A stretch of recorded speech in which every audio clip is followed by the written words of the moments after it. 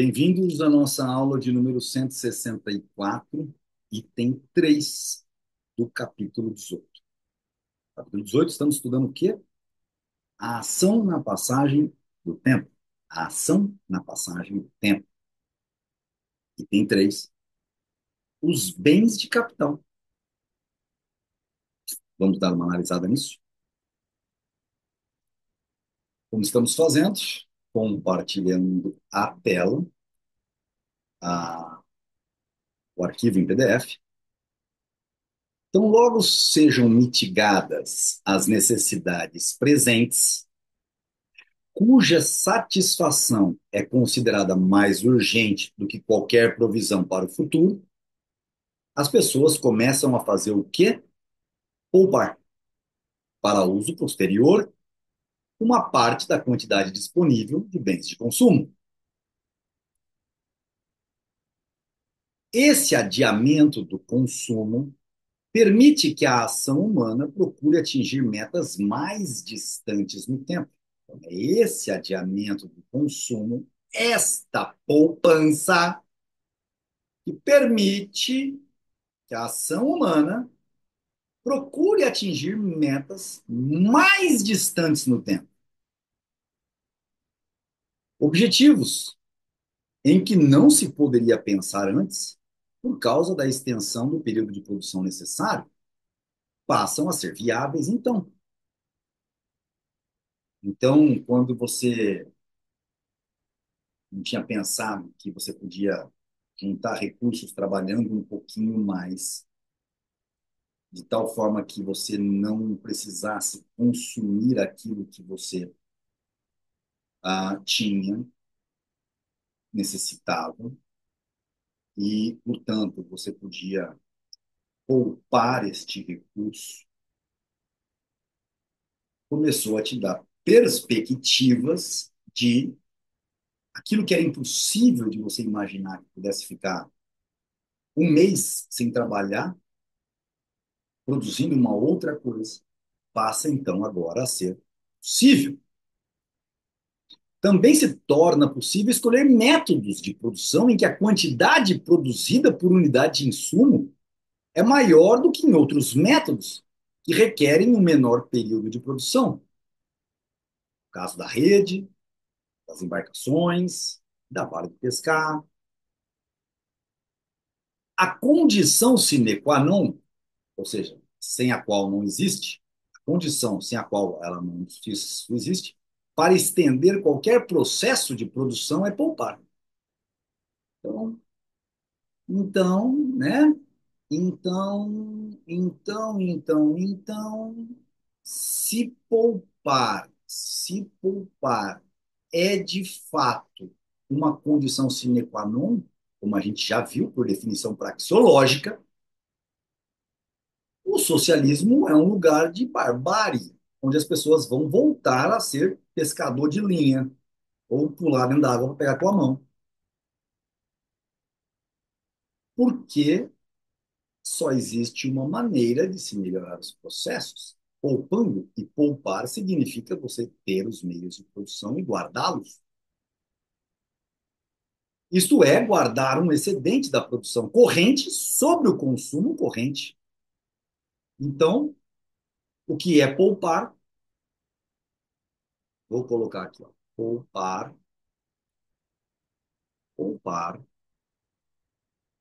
é guardar um excedente da produção corrente em relação ao consumo corrente. Poupar é o primeiro passo para aumentar o bem-estar material e condição necessária para todo o progresso posterior. E se você acreditar efetivamente nisso, você não vai falar assim, vamos deixar a Agenda 2030, você vai ter tudo, né? Você não vai ter nada e vai ser feliz. Você não vai poder poupar, você não vai ter nada, ser proprietário de nada e vai ser feliz. Vai viver só com a renda que for dada. O problema é que não é só um problema de estagnação da tecnologia que temos hoje, criando uma economia uniformemente circular. É justamente como não é possível uma economia uniformemente circular, porque existe uma série de variáveis em todo o processo que não depende só de nós. Então, portanto, você não vai conseguir resolver os problemas com a eficiência que o mercado faz, e aos poucos, essa riqueza herdada que nós já falamos acima vai sendo gasta e vai se voltando para trás. O adiamento do consumo e a acumulação de estoques de bens de consumo para a futura utilização ocorreriam, mesmo que não houvesse o estímulo da superioridade tecnológica de processos que necessitam de um maior período de produção. Frase afirmativa aqui. O adiamento do consumo e a acumulação de estoques de bens de consumo para a futura utilização ocorreriam, mesmo que não houvesse o estímulo da superioridade tecnológica de processos que necessitam de mais tempo para serem produzidos, por exemplo, fazer a rede. Você ainda assim iria criar estoques e bens de consumo para o seu futuro. A maior produtividade desses processos consomem mais tempo, que consomem mais tempo, reforça consideravelmente a propensão para poupar. O sacrifício feito ao restringir o consumo em períodos mais próximos é compensado não apenas pela expectativa de consumir os bens poupados em períodos mais remotos, permite igualmente que tenhamos no futuro não só uma maior quantidade desses mesmos bens, mas que possamos dispor de outros bens que não poderiam ser produzidos sem esse sacrifício provisório. Se o agente homem, ceteris paribus, não preferisse, sem exceção, consumir no futuro próximo a consumir no futuro mais remoto, ele pouparia sempre e nunca consumiria. O que limita a poupança e o investimento é a preferência temporal.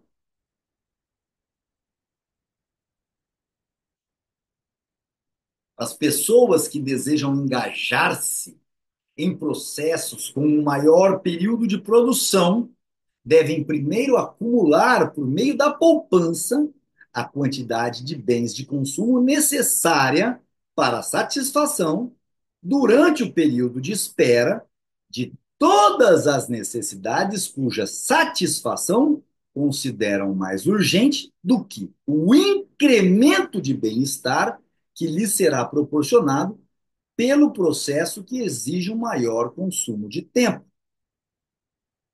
Mais uma definição praxeológica, bem escritinho. A acumulação de capital começa com a formação de estoques de bens de consumo a serem consumidos mais tarde.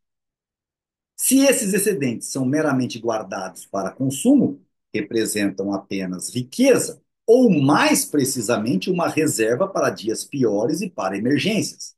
Era o primeiro caso que nós vimos lá no item 2 das poupanças simples. Ficam fora da órbita da produção.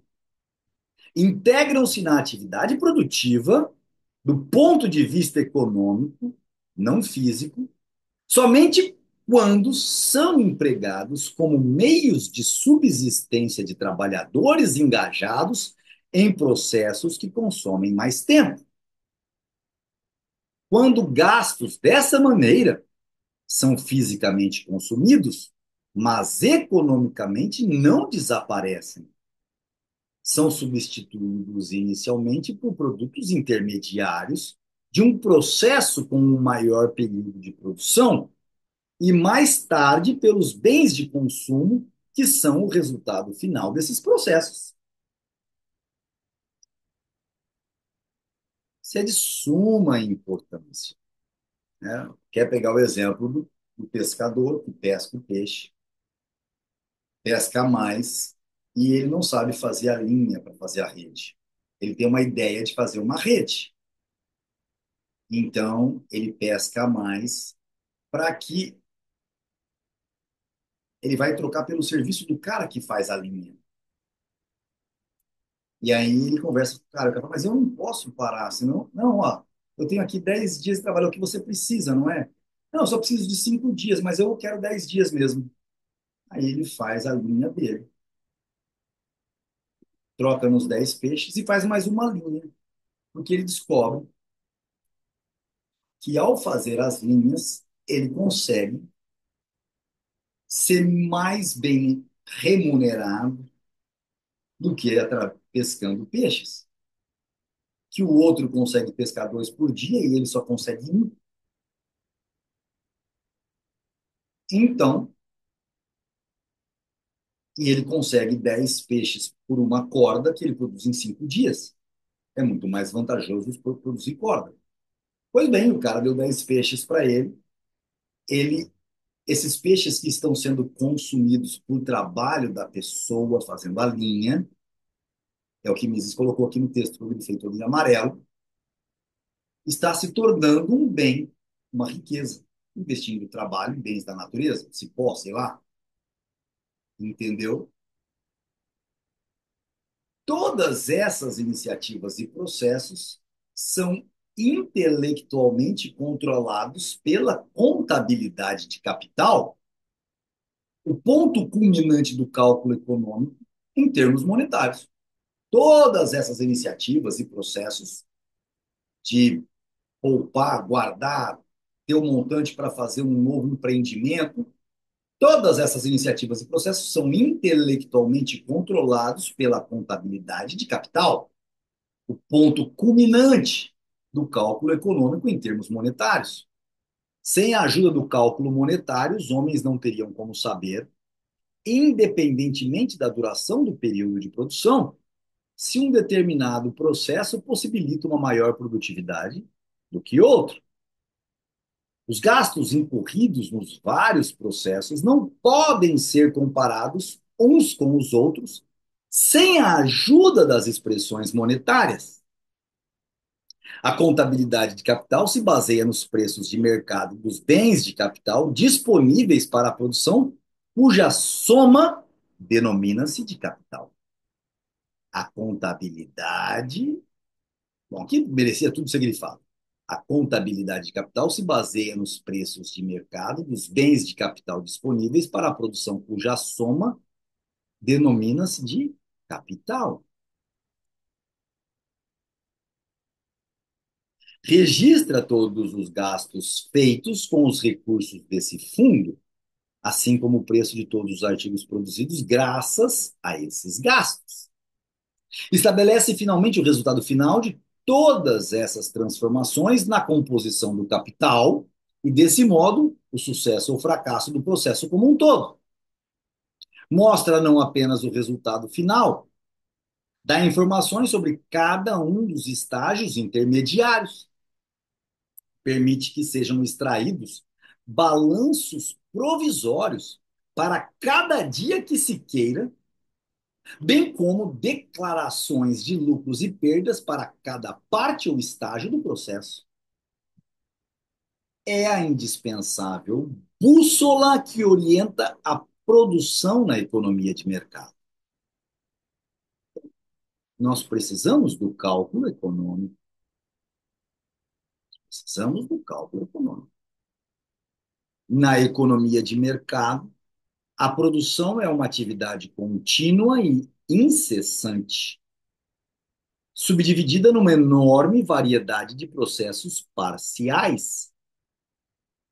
Inúmeros processos de produção, com diferentes períodos de produção, estão funcionando simultaneamente. Complementam-se uns aos outros e, ao mesmo tempo, estão competindo entre si pelos escassos fatores de produção. Continuamente, ou novos capitais estão sendo acumulados através da poupança, ou capitais previamente acumulados são gastos através do excesso de consumo. A produção se distribui entre inúmeros indivíduos, fábricas, fazendas, oficinas e empresas, cada uma das quais serve apenas a objetivos limitados. os produtos intermediários ou bens de capital, os produtos que vão ser usados em outras produções, mudam de mãos ao longo do processo produtivo, passam de um estabelecimento para o outro, até que, finalmente, como bens de consumo, chegam para aqueles que os consomem e desfrutam. O processo social de produção não para nunca. A cada instante, um sem de nada, um sem número de processos está em curso, alguns mais próximos, outros mais distantes de suas respectivas metas. Cada operação nesse incessante afã de produzir riqueza baseia-se na poupança e no trabalho preparatório de gerações anteriores.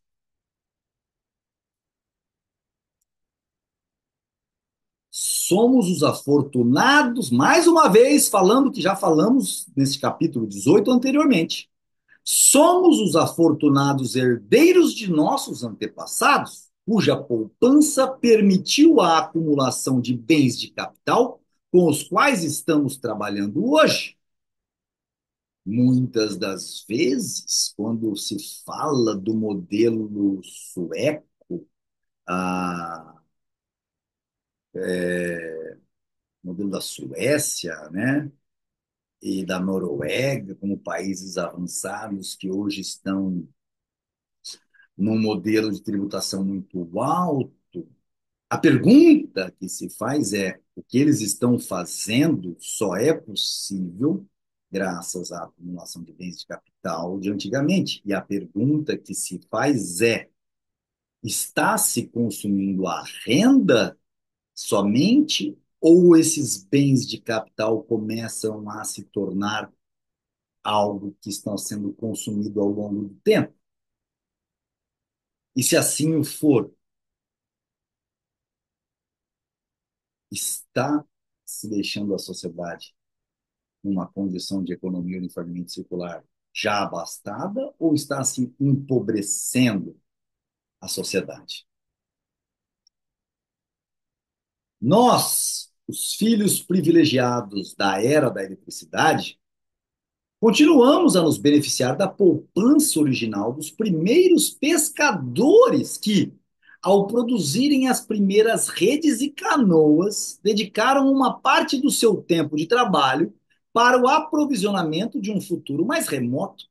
Ou seja, nós, os filhos privilegiados da era da eletricidade, só somos filhos privilegiados da era da eletricidade, agora da era da fusão nuclear, uma série da inteligência artificial, porque nós continuamos a nos beneficiar daquela poupança primeira dos primeiros pescadores que, ao produzirem as primeiras redes e canoas, dedicaram uma parte do seu tempo de trabalho para o aprovisionamento de um futuro mais remoto. Se os filhos desses legendários pescadores tivessem exaurido esses produtos intermediários, canoa e a rede, depois deu a ideia de um remo automático e de barcos maiores e depois de o tratamento da madeira e assim chegando na inteligência artificial. Mas se ao invés de acumular capital, eles tivessem consumido, gasto a canoa, não cuidado da canoa, se beneficiado da canoa e não guardado para manter a canoa, nós, o que teria acontecido? Sem repô-los por outros novos, teriam consumido capital. E o processo de poupança e acumulação de capital teria de começar de novo. Estamos hoje melhores do que as gerações anteriores, porque dispomos dos bens de capital que elas acumularam para nós. Estas considerações contestam definitivamente as objeções levantadas por Frank Knight contra a teoria da preferência temporal em seu artigo, abre aspas, Capital Time and the Interest Rate, revista econômica, né? Provavelmente volume 1, páginas da 257 a 286. Horas. Capital, tempo e taxas de juros. Pessoal, tiveram muitos que tentaram fazer todas as teses e teorias aí para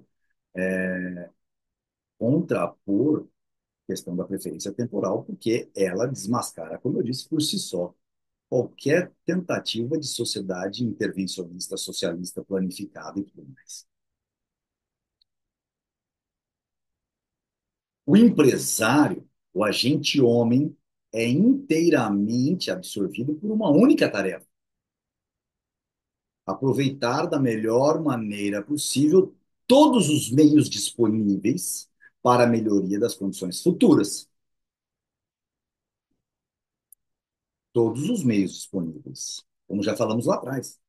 Eu não estou preocupado com quem inventou a canoa.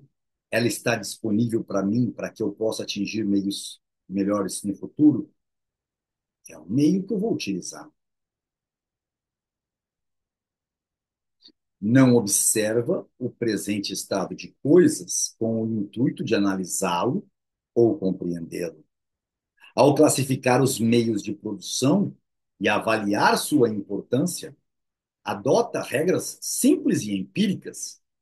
Distingue três tipos de fatores de produção: os fatores materiais fornecidos pela natureza, o fator humano, trabalho, e os bens de capital, fatores intermediários produzidos no passado. Ok? Ele não se preocupa em analisar a origem dos bens de capital. Aos seus olhos, são meios que servem para aumentar a produtividade do trabalho. Com certa ingenuidade, atribui-lhes um poder produtivo próprio, o que é um outro problema do socialismo. Não se preocupe em rastrear sua utilidade até os fatores natureza e trabalho. Não pergunta como foram produzidos. Para eles, tais bens só têm importância na medida em que possam contribuir para o sucesso de seus esforços. Esse modo de pensar é admissível no caso de um empresário, mas é inadmissível que um economista concorde com a visão superficial do empresário.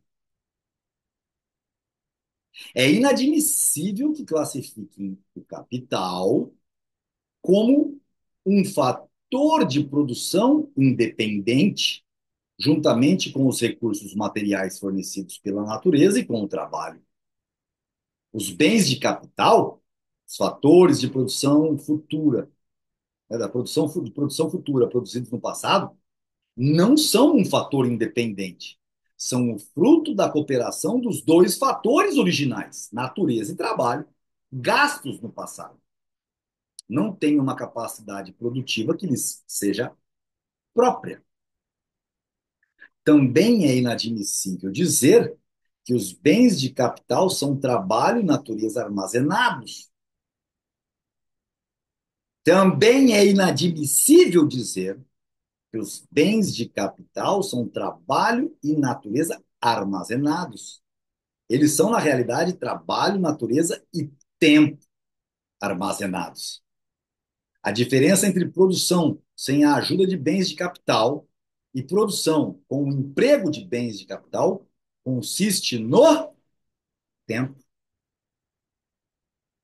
Bens de capital são estágios intermediários do caminho que vai do início da produção até a sua meta final, qual seja, qual é, colocar os bens de consumo à disposição das pessoas.